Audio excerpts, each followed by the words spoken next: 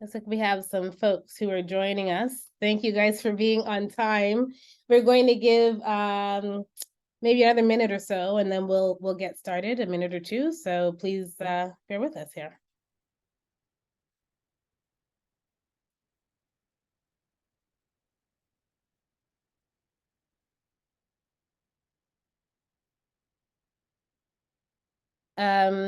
If you've got any questions, of course, we do have a Q&A box that are on the Zoom call here on the webinar, as well as chat that you can take advantage of. So feel free to communicate with us.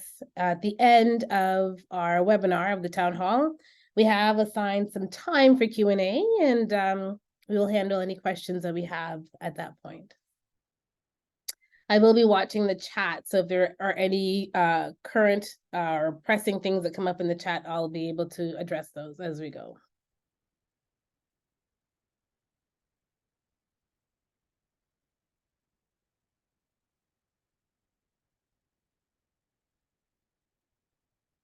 Taking a look here, I'm going to give it maybe one more minute.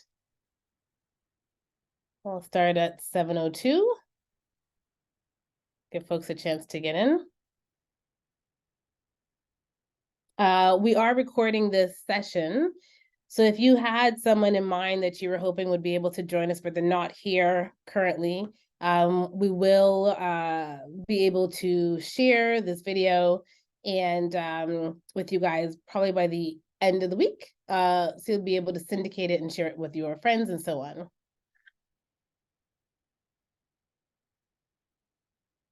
Okay. It's 8:02 and we've got a very, very stacked agenda, a lot of information to share with you guys today. So I think we should just go ahead and start, and I'm going to call my colleague and co-founder of Vinequity, Debbie Shing, to come on camera and get us going. Debbie Shing will be our host today. Hello, Debbie. Hi, good evening, everyone. Hope you're having a wonderful day so far. Thank you all so much for joining our live stream this evening, and welcome. We have a lot of special guests, as Beverly mentioned. So again, just a kind reminder, if you could please keep yourselves on mute, as this recording is going to be shared with the greater world on the internet. And if you have any questions, please do feel free to chat away in the Q&A or chat box directly, and we will try to get to as many of them as possible toward the end of our session today. So briefly, before we start, a quick land acknowledgement. So while we may join from different locations, we would like to acknowledge that Vinequity operates on the traditional territories of the Wendat, Anishinaabe Nation, the Haudenosaunee Confederacy, the Mississaugas of the New Credit First Nations, and the Métis Nation. We are all treaty people, including those who have come as settlers and migrants, and in this and in generations past. We would also like to acknowledge those of us brought to these lands involuntarily, particularly those of African origin and descent as a result of the transatlantic slave trade. All right, so a little bit about us for those of you who are discovering Vinequity for the first time or would like to know a little bit more about how we began. In 2020, just after the murder of George Floyd, 7 of us in the industry with a combined 64 years of industry experience got together and realized that change for the better wasn't going to happen unless we put a little bit more work into it and to uplift the community. So in no particular order, I just want to introduce you to the 7 co-founders and one special new addition to our team. So as you may have heard from earlier, Beverly Crandon, Nabila Raji, Carrie Rao, Nupur Gogia, Olivia Sue, and Chenille Vines. And I am your friendly host today, Debbie Shing. And just a very special shout out to a very wonderful person who we were very fortunate to meet through the Canada Summer Jobs Grant by ESDC Canada. I'd like to quickly welcome to the screen Sheridan King to say hello. Hi, Sheridan. Sheridan joins us from Edmonton, Alberta, and we're very fortunate to have had the opportunity to work with her throughout the summer, so much so, in fact, that we realize now in year 3.5 of being Vinequity, we can't do it alone anymore. So Sheridan is going to remain with the Vinequity team at least until the end of the calendar year, and we really hope to see her and continue to help us make this organization thriving. All right, a little bit more about Vinequity. We are a federally registered not-for-profit organization, and for the most part is run completely on volunteer power. So the 7 of us meet weekly to manage and discuss all types of issues to do with Vinequity. And we're very lucky to have been able to gather and grow a directory of wonderful people all the way from Nova Scotia out west to British Columbia, coast to coast. Furthermore, we have raised more than $70,000 since inception. This comes cumulatively as a result of a few grants, corporate sponsors, small business supporters, and individual donors who are very important to us. And for the most part, we utilize our funds completely toward the operation of our scholarship fund, although we do allocate a small portion for individual member training, advocacy causes, and also a little bit of community building, roughly at about 11%. Next, I'd like to introduce my wonderful Vinequity colleague, Nabila Raji, to come online and speak about our programs, past and present. Hi, everyone. So I'm here to give you guys a little bit of a breakdown over how we have used our finances and the generous donations that have come in over the last year in particular. So since we last checked in with you all at our town hall last year, we've brought in about $34,000 in new donations and in revenue. And largely that comes from a late 2022 fundraising partnership with Drinks Ontario for our Drinklusion partnership. And that really makes up the bulk of that number, that 34K. And that really helped us fund our scholarship program through this year. In terms of a little bit more detail for you, we awarded just over $21,000 in scholarships to 10 individual Vinequity community members. Additionally, we were awarded a Canada Youth Summer Jobs Grant, and then used just over 2,300 of our own funds in order to offer a living wage top-up, as we all felt very strongly that if we're going to grow, we're going to do so in an equitable and sustainable way for any new partners who are joining us. And then on top of that, we've extended our Sheridan, who has joined the team after this Canada Summer Jobs term. We've used a little bit of our reserve funds in order to extend a part-time contract to oversee another fundraising campaign through the close of 2023. Finally, we've also moved a little bit of our reserve funds. $5,000 has been moved over to the Veritas Trust as part of our partnership with them. They are a charitable trust partner, and we'll get into a little bit more detail about what that's going to mean for us and for you all as community partners and prospective donors. But that $5,000 is just held in trust, and it is still available for us to use towards operating expenses such as our scholarship program. In terms of our admin funds, we still kind of hover between 10 and 15%. This year, we're a little closer to 15%. And the largest chunk of costs for us goes between digital infrastructure as well as our insurance costs, just about $2,000. So really, we expect that sort of percentage of admin funds as a total of our revenue to shrink over the next few years as we hopefully continue to grow, and will be in line with good governance practices for nonprofits and their overhead. All right, that's the quick and dirty of it. Of course, if anyone ever has any very specific questions or would like any further detail, we do keep pretty meticulous records in terms of our finances and are quite transparent. So you can always reach out to us and we can address any more specific questions on a one-on-one basis. And then if I can, I'm going to move us over to our mentorship program. So mentorship has been a pretty integral part of our offering since we first founded Vinequity in 2020.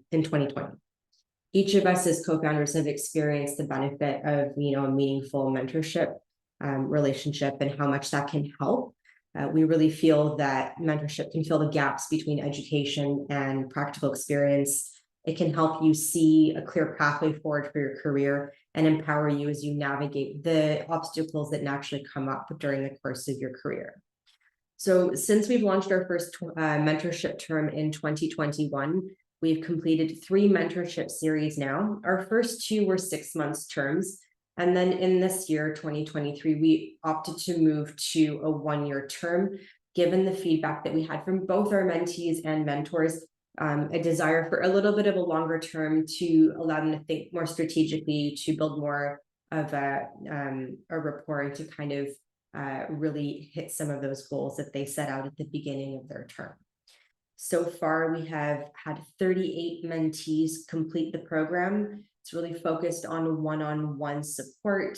Our mentee and mentor pairs are meeting on average twice a month for the entire duration of a year. And then from there, they can choose to carry on some, aspect of their relationship or keep in touch, and many of them have. From there, honestly, former mentees have gone on and excelled professionally. We're starting to see folks who were with us in our first mentorship term move into promotions and new roles and move up the ranks within the industry, as well as come back around and join us now as mentors, helping their peers as well.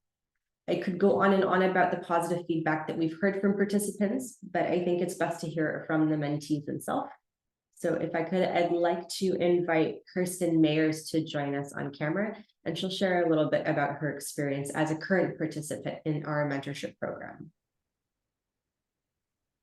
Hi, everyone. My name is Kirsten, and I'm the marketing specialist at Clausen Chase Vineyards in Prince Edward County. I've been working in the wine industry here since 2007, always in more of a sales and marketing role. But I've always wanted to be more involved in wine production, and for a number of reasons felt like I didn't have the opportunity to do so. I applied for the Vinequity mentorship and was paired with Shiraz from Alabar. I wasn't sure at first if it was the right choice for me, not Shiraz, just mentorship in general, because what I really wanted was hands-on experience. But the program was so flexible and allowed Shiraz and I to work out our own schedule. So I ended up visiting Malabar in person about once a month, and I would spend the day there learning different parts of production. So I spent time in the vineyard, in the cellar, in the lab, and on the bottling line. And I got to learn from Shiraz, but also from a number of other people there at the winery. And it was really generous of all of them to spend their time with me and share their knowledge. And it was incredibly valuable for me to get that hands-on experience. It was really empowering, and it confirmed for me what I want to be doing in wine. So I'll be taking some wine courses over the winter, and I'll be applying for the Vinequity scholarship. I'm also still in contact with Shiraz, and I'll be bugging him over the fall about a fermentation project that I'm doing at Clausen Chase this harvest. And yeah, I strongly recommend that anyone who's interested in mentorship should apply. I don't think you can be too young or too experienced to benefit from mentorship from someone. There's always something more to learn. And I just loved how flexible the program was. I got experience there that wouldn't have been available to me otherwise. So yeah, thank you, everyone. Nabila?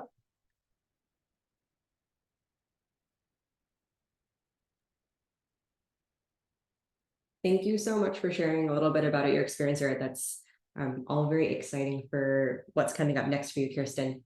If anyone is interested, please share the word, say the date. We are opening our mentorship applications on October 23rd.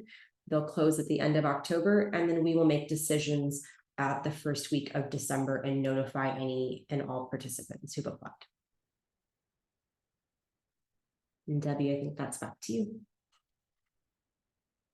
Thanks, Nabila, and thank you, Kirsten.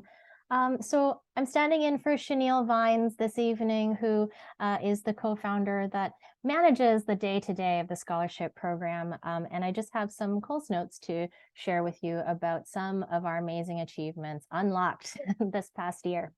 So as you can see, we've really seen a lot of incremental growth since inception, year over year. In 2023, as Nabila mentioned, we awarded over $21,000 in scholarships, in large part thanks to our generous supporters. One thing that we're really seeing is the progression of individuals seeking higher and higher forms of education. And to give you a little bit of background about how the scholarship program works at Vinequity, each year we have an external selection committee, and if you are online with us tonight, thank you so much for being part of that process. These people include HR professionals from within the industry, senior educators, and other people that are part of the trade, but not connected directly to any of the individual applicants. Applicants are scored over 2 rounds on a weighted rubric, including evidence of need, merit, and capacity. And we do provide interviews with shortlisted candidates if necessary, so that we can select the correct final recipients. Yearly, we're able to work with great partners like Drinks Ontario's Drinklusion Committee, as well as the Canadian Association of Professional Sommeliers, CAPS, which the latter has awarded one applicant this year the ability to complete the WSET diploma level. So some goals, if we can move to the next slide.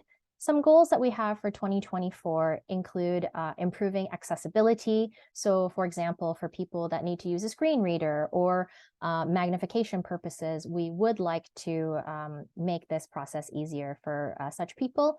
We also plan to incorporate a French version so that bilingual or francophone candidates may apply, and so that we can truly be inclusive for all Canadian candidates.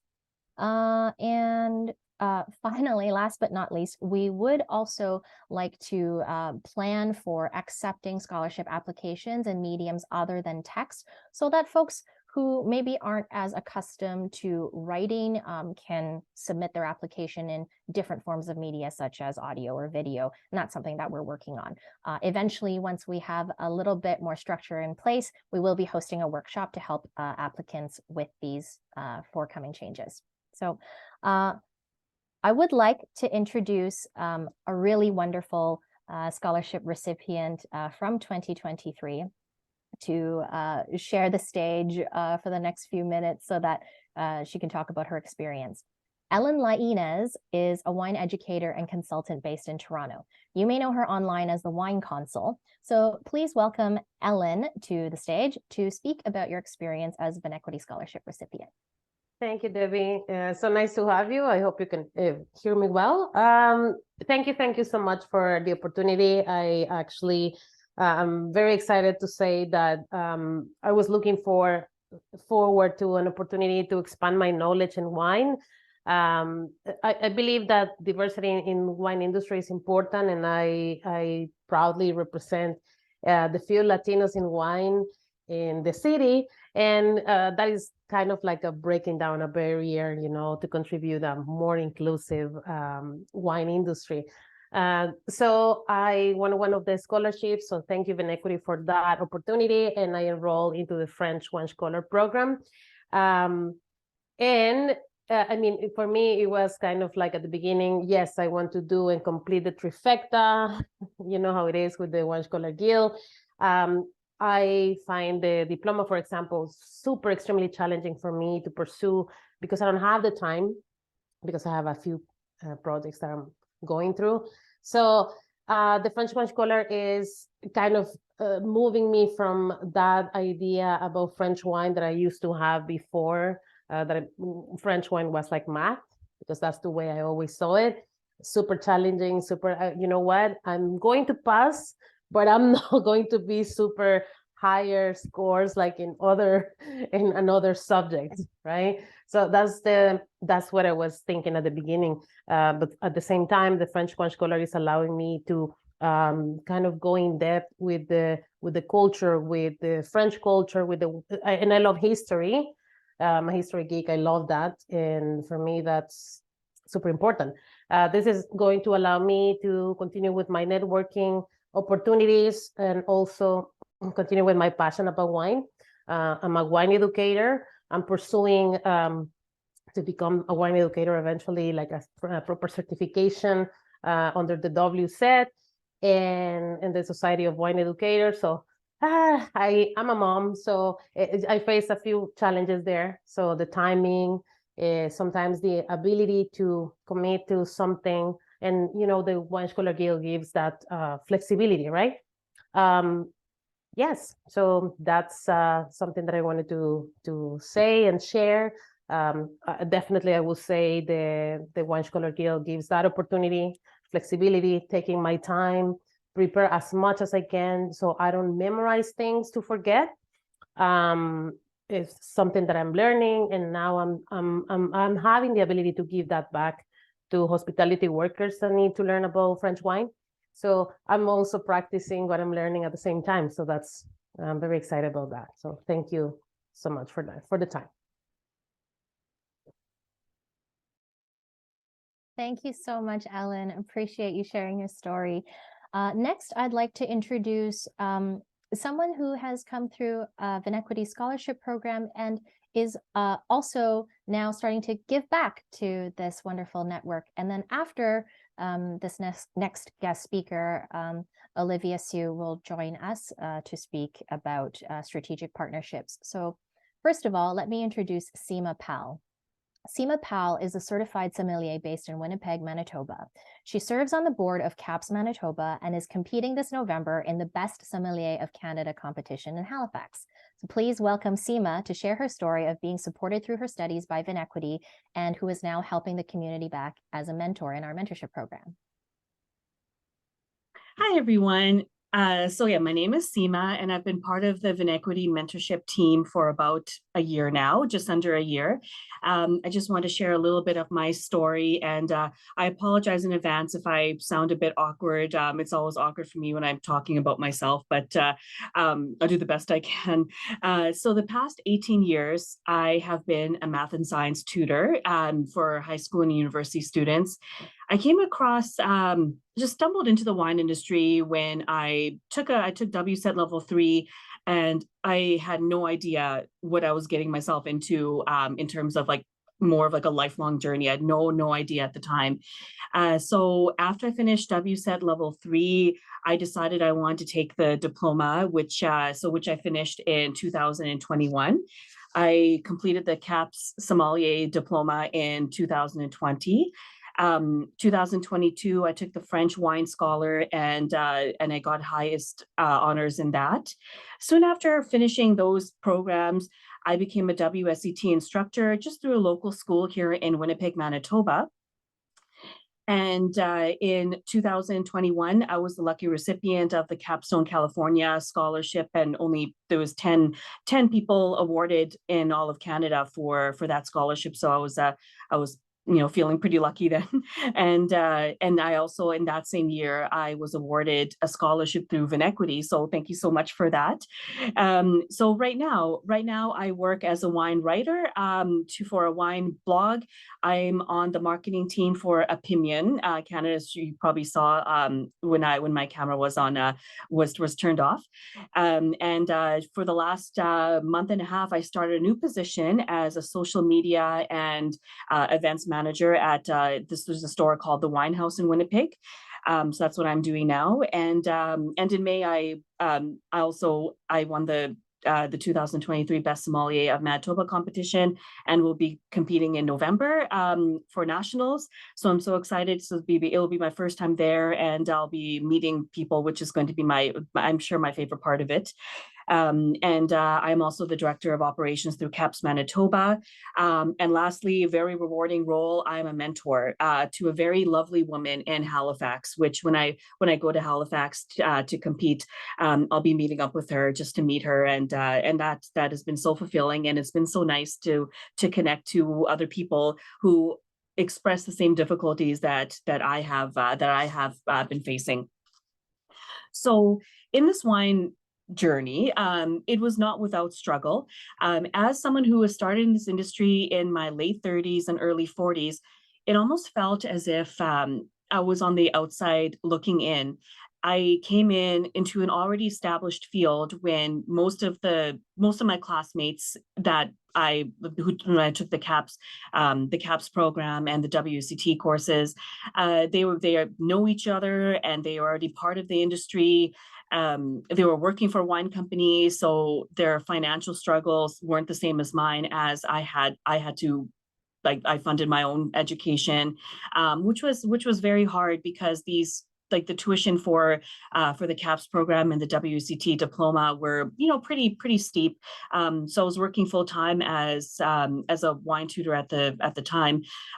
So I felt the pressure that I did not have the luxury of studying as much as I could have, compared to my classmates, because just because I wasn't in the industry, I didn't have access to like multiple wines. I was able to taste the same way that they're able to, and on top of that, many companies pay for education, so I wasn't.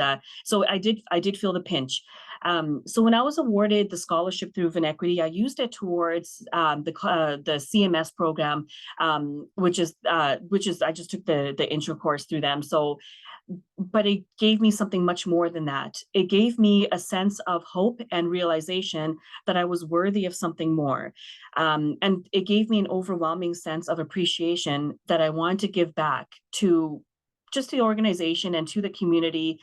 In case it was, and I knew there must have been other people who have the same struggles that I had, not knowing anybody, feeling isolated, feeling a huge financial crunch, just wondering, is it worth, with the money, including travel and, purchasing all my own wine samples. So I decided that if there's anyone I can help with their journey, if I can make their journey easier, that's what I really wanted to do, because now I'm in a position that I'm able to offer some support that I would have loved to have had when I was taking my program. So I would like to be part of this organization and keep giving back in any way I can, for as long as Vinequity will have me, because I really believe in this. I really believe in this organization, this program. It helps, the underrepresented communities more, gives people just the representation that I believe they need. So thank you so much for the opportunity for that, Vinequity, and I promise to always do my best, the best of my abilities, and keep going as much as I can. And I want to end my small speech with a very heartfelt thank you for doing everything that you do, and many people appreciate it. And I know very well, from my own mentee, my mentee, I should say. She's very appreciative, and she's very thankful for all that she's received, and I'm sure she represents absolutely everybody. So thank you so much, and thank you so much for letting me speak as well, for my experience.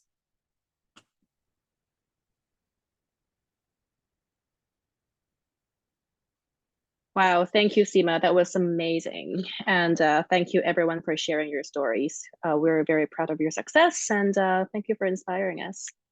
So should we move on to the next portion?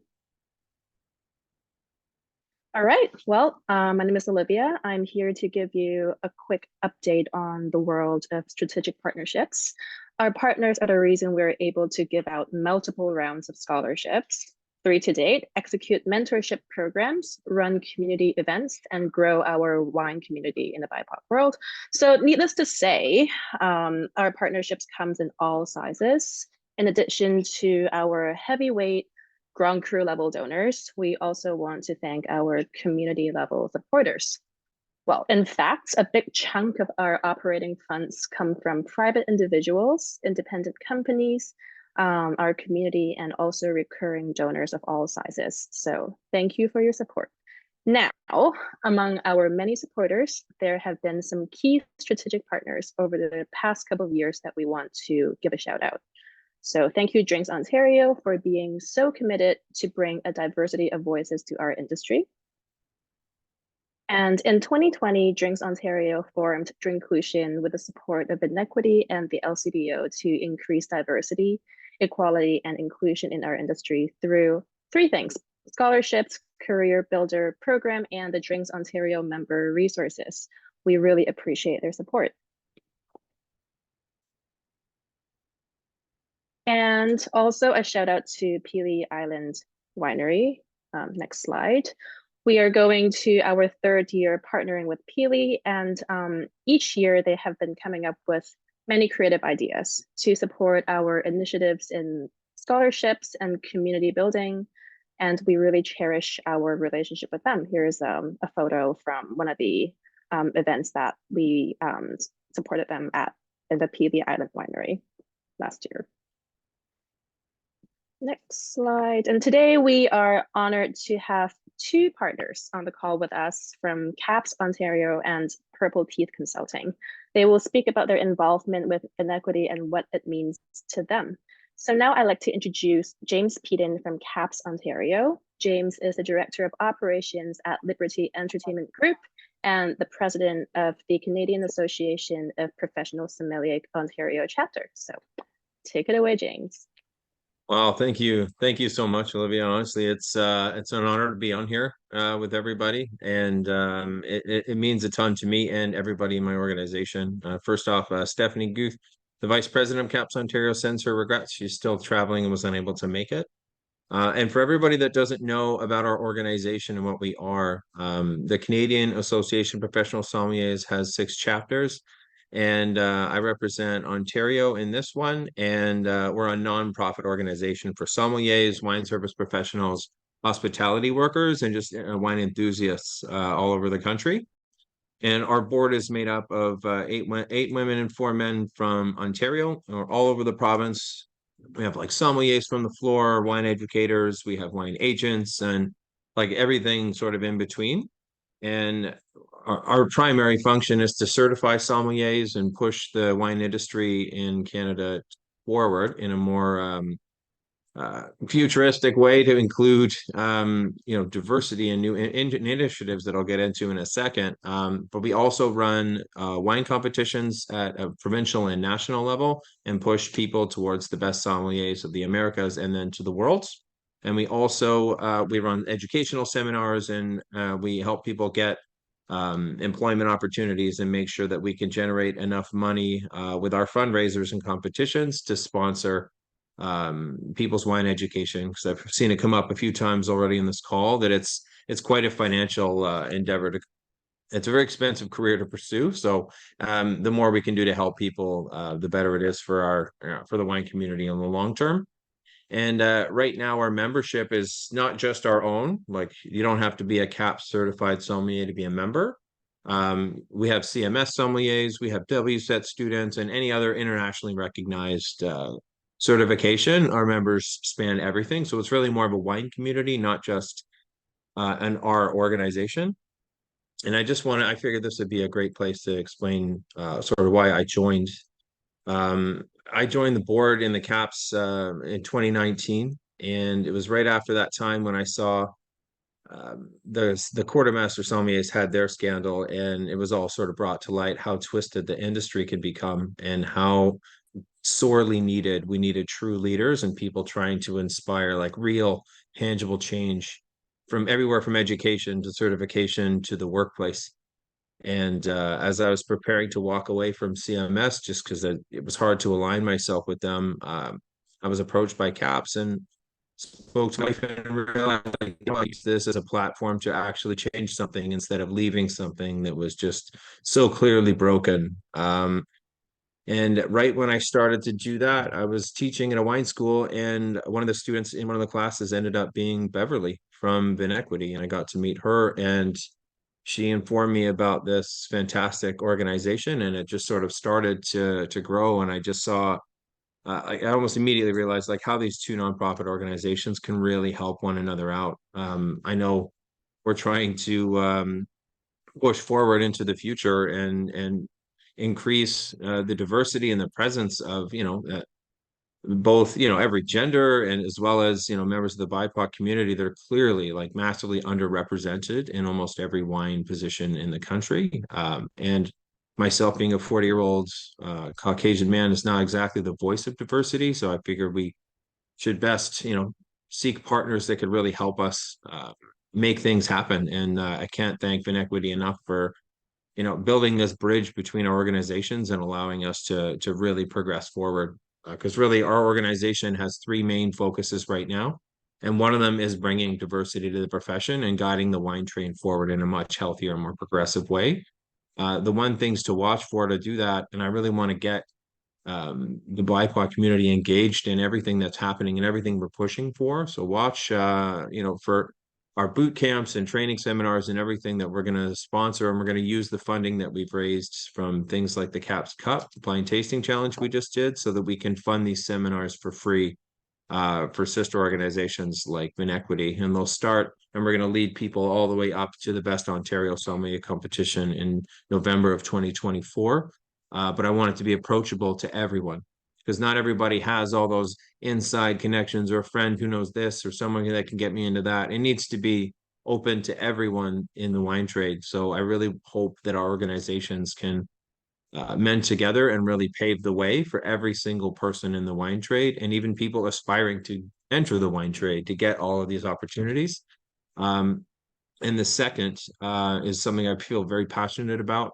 I've been in this business for over 20 years, and almost nobody in our industry, no matter how long your tenure has been, has health benefits of any kind. Which is a tragedy, because it's already so expensive to live in this market. And what we've done is we've partnered CAPS with Green Shield to provide every CAPS member across the country with health benefits. It seems a small gesture, but to our community, it's already gone quite a long ways, and it's helping us, because associate memberships are as cheap as $25 a year, and all of a sudden you're qualified for health benefits. It's a great thing. So we're going to try to get that around, so that people in our trade, everybody in the wine industry from all walks, there's journalists and winemakers that don't have benefits. It's crazy to me. So if we could fix that, that would be the best thing. And obviously we're working with specifically one of your most important members is Nabila, who's helping us standardize the curriculum so that we can launch it nationally and really put Canadian wine education on the map. And to do that, we're not gonna just keep everything onto the board. We reach out to the most talented and experienced wine professionals in the trade, and honestly, I couldn't even tell you, the whole industry is all incredibly thankful for everything that Nabila has been doing for us to help us get this project off the ground. But other than that, I don't want to chat everybody's ear off. I can go on all day about how excited I am. And I'll look forward to it. I'm gonna, add a couple of questions for everybody to answer at the end. And again, I'm just honored to be affiliated, even in the slightest, with this organization. And we really look forward to growing this partnership in the future. Wow, thank you, James. That was really great. We really appreciate the support from CAPS Ontario, and we as well look forward to do more good together with your team. So, well, then we have the pleasure to welcome another person, Wes Klassen from Purple Teeth Consulting, to tell us the unique ways he has been supporting us recurrently. Wes brings with him 24 years of hospitality experience. He is the joint owner of Odd Duck Wine and Provisions and the sole proprietor of Purple Teeth Consulting. Let's hear about the unique ways he's been helping us. So, Wes, welcome you to the screen and take it away.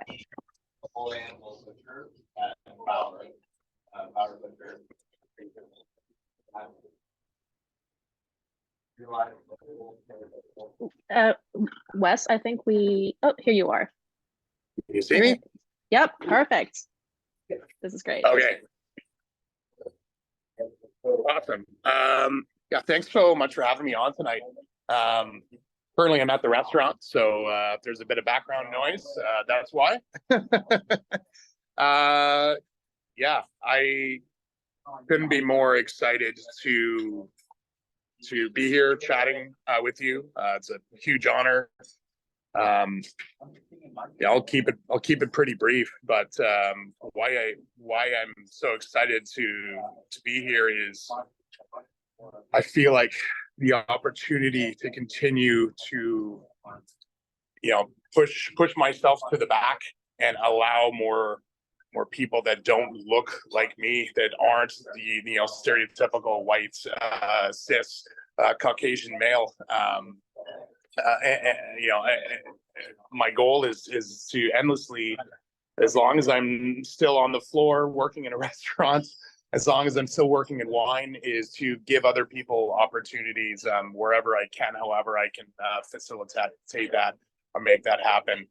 With Purple Teeth, I started a wine club in the middle of the pandemic. So, I wanted to, at the beginning, it was really just trying to,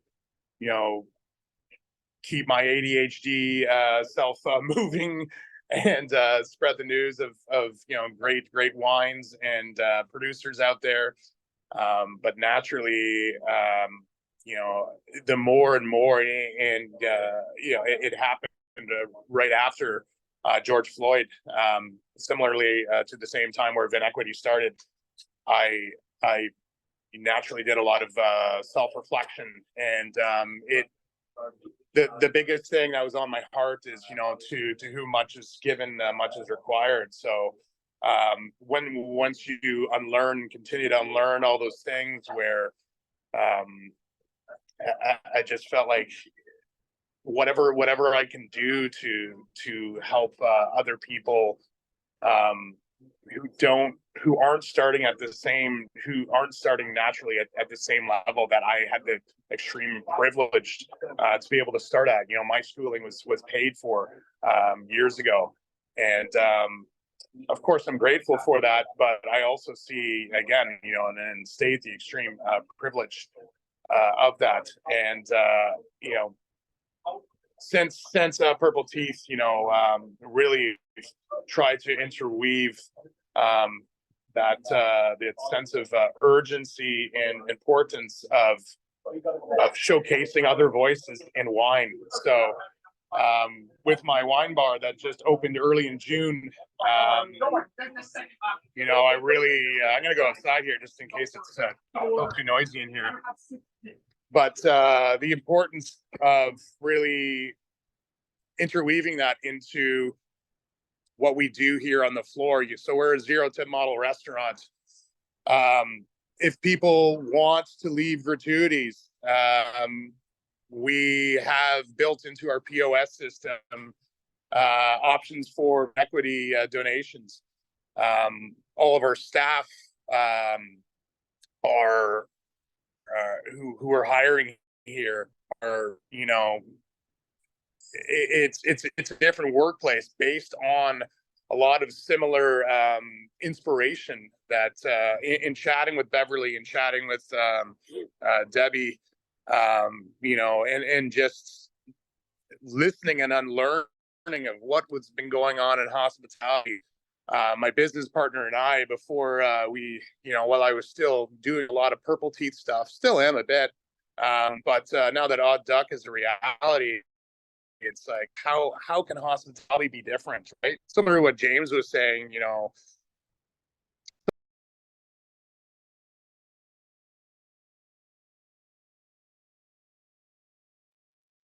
I believe we lost Wes here. Team, do you think, is he still on the line? Debbie or Beverly? Just a quick little tech check here. Hey, Liv, I'm just checking to see if I think Wes is back online now, but he's on mute. Yeah. Ah. Do you want to try again? Can you hear me again? Yep, we're good now. Okay. Sorry about that. All good. It wouldn't be me if there wasn't some hilarious sort of technology glitch. Yeah, at the end of the day, what I'm saying is, we want, especially at Odd Duck here, there's a lot that we're excited about. We see a huge opportunity to be able to continue to support and give back to organizations like Vinequity that are very important to us.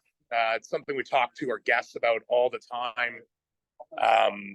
Representation matters. People that don't look like me need to be in the forefront, and I was just so inspired by other people that have chatted today.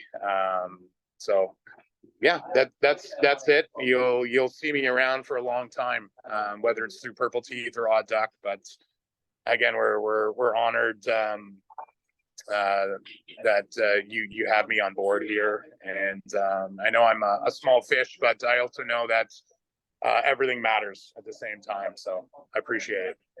I do. Well, thank you, Wes, and also thank you again, James, for sharing the different ways your organization support Vinequity.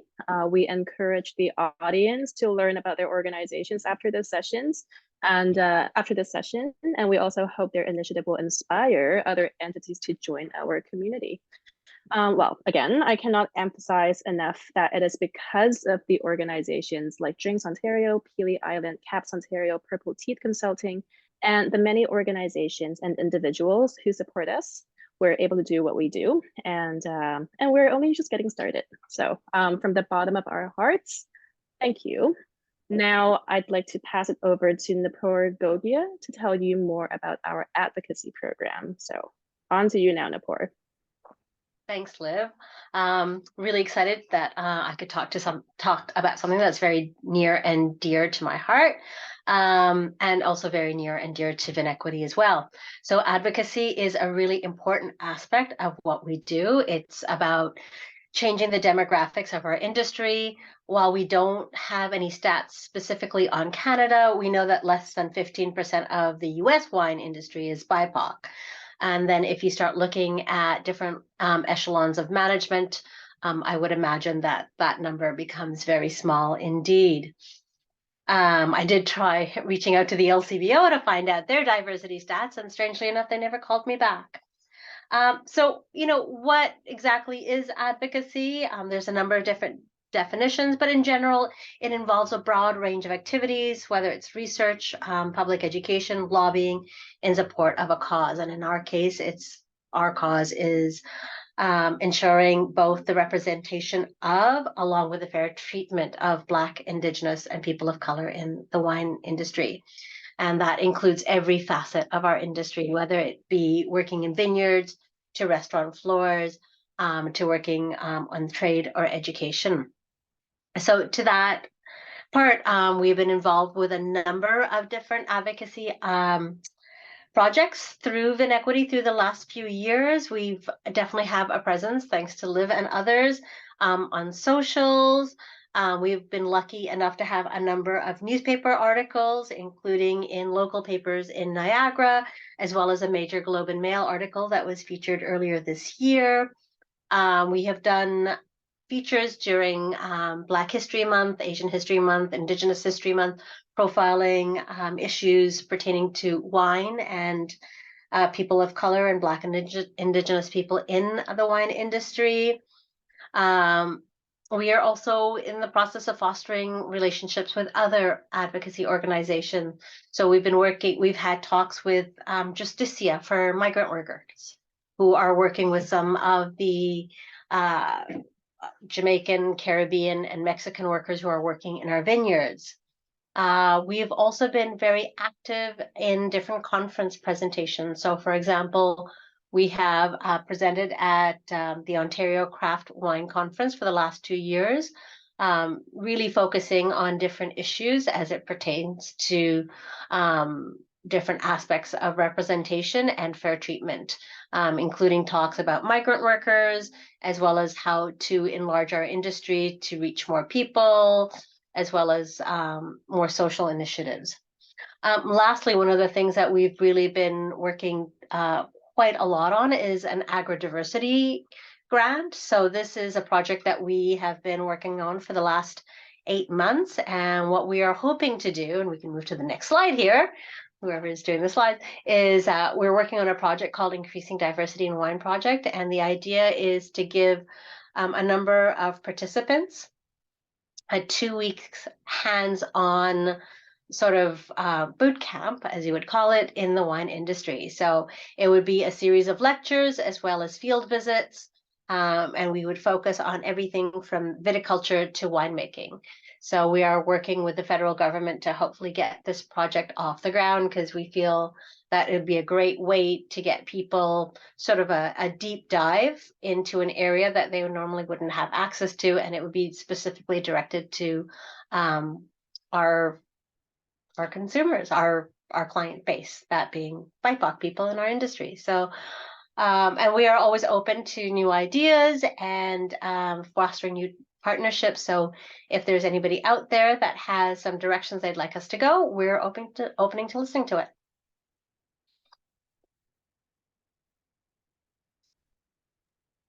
And that's what I have to say about advocacy.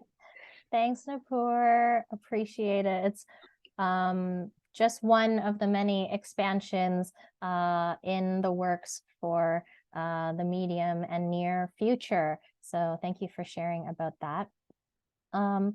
So what's next in store for Vinequity besides some of these exciting projects like the Agri-Diversity Grant application?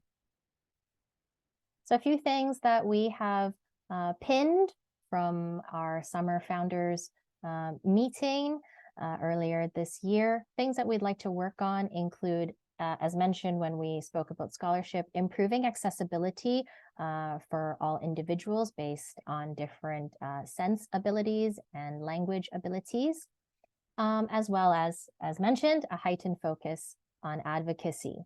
As Nabila very eloquently pointed out earlier, we have some new and exciting financial reporting structure in the works. So please stay tuned for even more transparency to come from us online. This will include historical annual reports and other financial report cards. Something that we're working on in the near future for this upcoming fall and holiday season is, of course, a holiday giving campaign.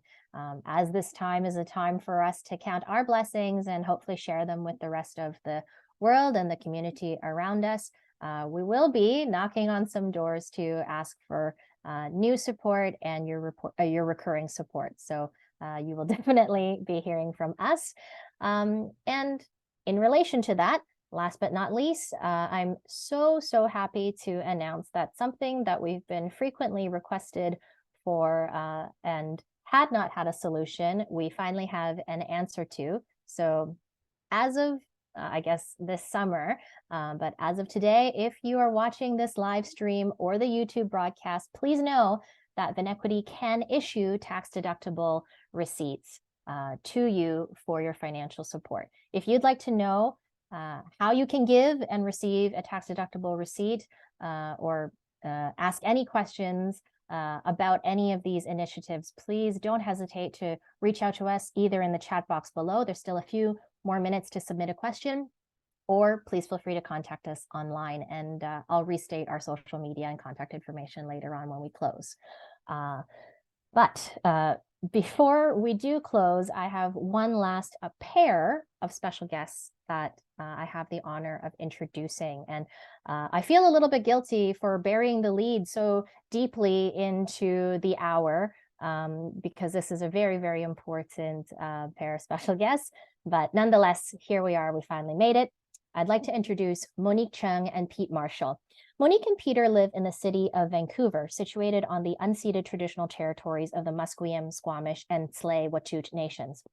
Monique grew up in the restaurant industry and has been in wine retail and importing for about 7 years. She completed her master's in communications at the Slow Food University in Italy in 2015. And Pete Marshall is the founder and owner of Sur Lie, a wine import company based in British Columbia. He holds the WSET diploma as a certified sommelier at the advanced level and is a stage 2 Master of Wine student. Most importantly, he is the proud partner of Monique Jung and the proud father of Hugh Marshall Jung. And Monique and Pete are here to speak about a long-term bursary, let's say, that they have decided to partner with Vinequity. So take it away. Hi, we're really excited to be here. Pete, Monique, and this is our son, Hugh.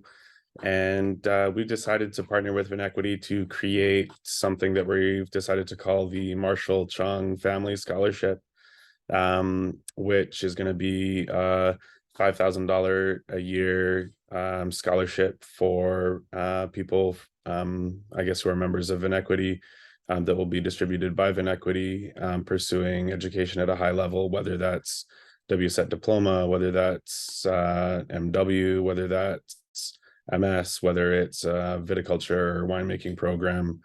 either here or abroad. And the reason that we kind of decided to do this is, unfortunately, my parents passed away last year, but they were of modest means, but their whole lives, I watched them invest both time and money into the community that they lived in. And so this is a way for us to try and honor that and to invest in the community that we live and work in, which happens to be the wine industry. And my parents also believed really strongly in education, and I personally have benefited from it a lot over the course of my career in wine by pursuing education. But by doing so, have seen at times, it's come up already a few times today, how much it can cost at times, and there's a real barrier to entry to pursuing wine education at a high level. And even in the time that I've been in the industry, have noticed through friends and colleagues and peers that certainly to get employment at a high level, increasingly it requires certification at a high level. And so we just felt that this was a way that married a few of those things, wanting to honor my parents, wanting to do something now to help build for the future, and something that we wanted to do together. And so Monique is going to talk a little bit more about why we specifically decided to partner with Vinequity. Yeah, we feel very fortunate that we found a partner in Vinequity. We wanted this annual scholarship to be about access and opportunity and advancement. And most importantly, we want to remove some of the barriers that may prevent those from marginalized groups from participating fully in our industry. For me, after our son was born, I started questioning things around us and wondering what it would be like for him if he ever wanted to join our industry. And this made me want to make our industry a safer and more diverse and more inclusive place for those in the future. So, yeah, and it was really because of Monique that we started to think seriously about channeling the resources a little bit more specifically into supporting the BIPOC community. Which I thought was really wonderful. As Monique said, as we were thinking about Hugh and his future, and wanting to just do something to try and make the industry that we work in a more diverse place. So there we go. So we're pretty pumped, and I think it's going to be kicking off next year whenever the scholarships open up. So keep your eyes out for that, and we'll see how it goes. Amazing. Thank you so much to Pete, Monique, and little Hugh. Thank you so much. It's a real honor to partner with you in awarding the Marshall Young Family Scholarship over the next few years. And for me personally, I started out my career in Vancouver, BC, exactly 20 years ago, actually, because I started when I was 5. And your generosity really hit home for me when you called me with the news about it, because when I started 20 years ago, there wasn't a lot of people in the landscape who looked like me in my hometown. And if I go back there every now and then, and even here as I'm, wandering the jungle and the concrete streets of Toronto, there still aren't too many people like me that, do what I do at this level. So your gift does not go unnoticed, and I can't wait to find out which members of the community are going to benefit from your scholarship. So in closing, we just wanted to keep the lines open for a few more minutes to address any questions that the audience might have. So I will just put myself on mute while we review if there are any questions. Please feel free to add them into the Q&A or chat box section. We do have 2 questions, which I think is all we may have time for. Any other questions that come through, we will answer them via email. But the first question is around the agridiversity grant. And it is, will the agridiversity program be opened up to people all across Canada? And how will candidates be selected? I don't know if we have all those answers, but Nupur, you might be the best to. Yeah, I guess so it is still in its infancy stages. Actually, we're still working with the government to get the grant approved. So at this point, we're looking at possibly a 3-stage program, just because it'll be our first time doing it. So to cut our teeth, what we're hoping is that in year 1, we'll focus in on Ontario. However, we will have a fairly extensive social program with it, where people will be able to participate no matter where they are in the country through a YouTube channel and through basically lectures and visits being taped and broadcast.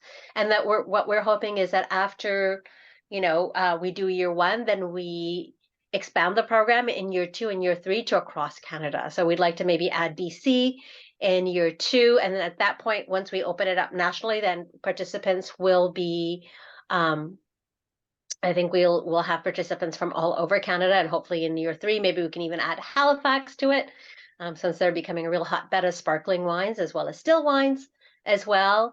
So the idea is that it's going to be a project that will grow incrementally every year, so we can not get too ambitious in year 1 and make too many mistakes, but we start small and we grow larger. And by that, through that too, we can sort of have more and more people across the country participate as well. Thank you, Nupur. The other question that I have, and thank you for the person that submitted this. It looks like someone has tried to click on our donate link and saw branding for Veritas. And so they're asking, how is Veritas involved with Vinequity? I know, Debbie, if you or Nabila want to take that. Sure, yeah, happy to. Or Nabila, feel free to chime in and join me. So yeah, starting as of summer 2023, Vinequity has established, I guess, an account in trust with Veritas Foundation. And this is a foundation that manages, I guess, incoming donations and financial contributions on behalf of incorporated not-for-profits. They themselves, Veritas is a charitable organization, but kind of also operates like a fund manager. And so with that, any incoming funds that are for Vinequity will then be managed by Veritas. And as a result, we kind of fall into their financial umbrella, and the entire donation process has, as a result, been streamlined. When you click the donate link on Vinequity's website and activate a financial donation, you'll automatically receive a tax-deductible receipt to the contact information provided upon your donation. So Nabila, would you like to add anything else? Yeah, I'd just like to note that, this is something that's a question coming to us from the very beginning about whether we can offer these charitable tax receipts. And we've taken our time to find the right solution. And we really did a lot of work to vet Veritas as a charitable trust partner. We spoke with other leaders from other past organizations who worked with them in a similar capacity. And we just want to emphasize that we feel very confident in our choice of partnering with them. And that if anybody has any questions about how those funds move through from, Veritas to us, or if there's any other sort of like back end details that anyone's concerned with, we're happy to kind of answer those questions more fully offline. Thanks, Nabila. And also just a quick shout out to Leah Greenwood at Youth for Change, who was one of our glowing references for being able to select Veritas. So I think, Beverly, are there any further questions? Nope, that's it, Deb. Okay. Thank you so much to everyone for tuning in this evening. Really appreciate you joining us to celebrate our supporters and our most recent accomplishments and some of our really wonderful, amazing current scholars and wonderful alumni. If you would like to find out even more about us or get in touch with us directly, please visit us at www.vinequity.ca. You can also find us on Instagram at vin.equity. Or by email at info@vinequity.ca. Thanks so much, everyone. Take care and have a good night.